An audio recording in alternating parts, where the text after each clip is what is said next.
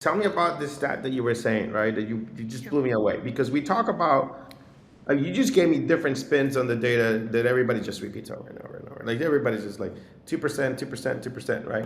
But you gave me a much better one. You said one that I'm learning, right? Is 70% are women and people of color, underrepresented, blah blah blah. 70% of the United States, and they only get 10% combined of all the investment. Wow, right? So let's pause on that one. The other one you told me is that there's what, 25,000. That one. Tell me that one.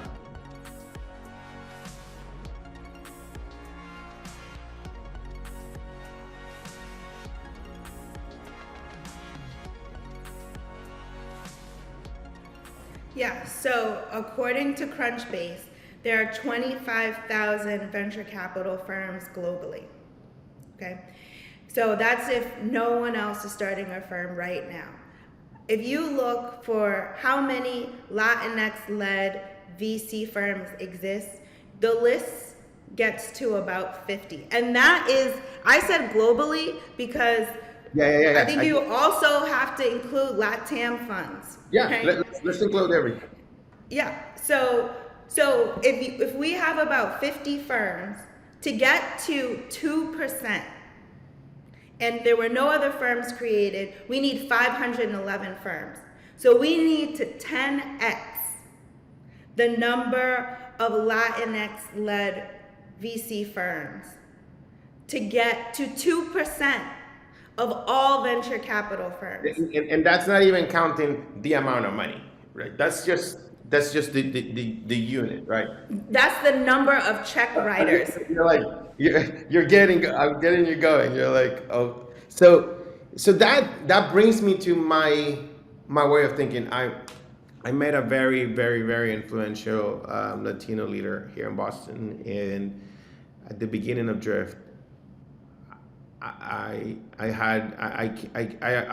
woke up, right, to realize that I was like, looked like this, right, and I was like, because I was kind of blind to it. I was just like working, right? I was just working with David, like in tech, HubSpot, this starting companies, fundraising. I just didn't even know what I looked like, right? I was just like, whatever. Busy. In Boston, I was busy, and then I realized, holy shit, look what I look like, and there's nobody else that looks like me. And so I started kind of reacquainting myself with my identity and my culture and figure out what was my responsibility, right? And I kind of got a little distracted and I was like, what should I do? For example, should I make Drift, should I start Drift and only hire Latinos? I could go overboard. I have the access and I can do what I want. I'm the founder of the company, right? And just on purpose be like, create something that no one has ever seen, right? And that was, I have that approach, which I think maps to the approach of let's just 10x the number of Latinx funds, right? Or 100x it, right? It's just, and just have a whole bunch, right? And so instead Yes. like do that. One aspect of it. Or the other is the advice I was given is, Elias, the alternative is that we don't even have people that look like you just as a plain founder or the capital or the record or the success or the story. And so like you also have to focus on that. It's just like, do you put, like in the airplane, like do you put the mask on the child first or do you put it yourself? You know what I mean? And we, so this dichotomy is this dilemma, right? This huge paradox of like, wow, like should I, and so this, and so you can tell what I chose, right? I chose to say, I said, the advice I was given is like, Elias, you have to succeed. We need you because this is a complex pipeline and flow, and we need to do it. And so I chose that, right? And so I kind of bring that now to this question to you on the, we need 10x that, or we need to make sure that the ones that we have break through into space. Yes, I believe, because I know this to be true, there's a lot of money out there. I also think because of literally my own composition that you can do both end. I do think that you need to make sure that those that exist have track records that are enviable, so that people are there's less risk perceived with making these investments. And the way that you gain credibility in investments is with a track record. And I am confident that underrepresented fund managers have a lot to prove. And so that scared money doesn't make money, and resource constrained money doesn't make money. So I can only speak for my firm, that we're making decisions to grow boldly, and we're making decisions that other firms, we don't think are in a position to make.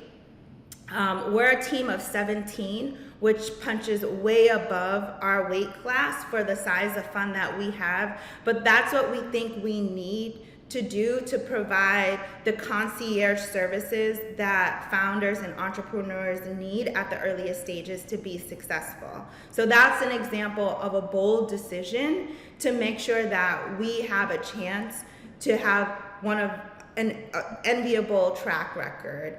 But the problem with venture capital is it takes so long to know if you're doing a good job. And there's so many ways. It takes 7 to 10 years before you have liquidity events. We're starting with pre-seed companies. They have to get to Series C and above, to really prove, both graduation rates that are successful from seed, Series A, etc. The other thing is that this job is not easy, and people don't understand. I think people think that venture capitalists are, playing golf or in a helicopter, making it rain. And it's like you're sourcing, you're working with lawyers, you're evaluating, you're working with your existing portfolio, you're doing many tasks, and ultimately, hopefully, you're raising your next fund. One of the things that I've learned is, how do you have a brand with your investors and make sure that your brand with your founders is different? So there's so many facets of the job that can almost how do I know what's my best return on time to make sure I have the best return on money? And it's gonna take a long time to figure it out. But I think to answer your question is, I've never been the person who says that you can only choose one. I'm the person that says you have to try to have a backup plan.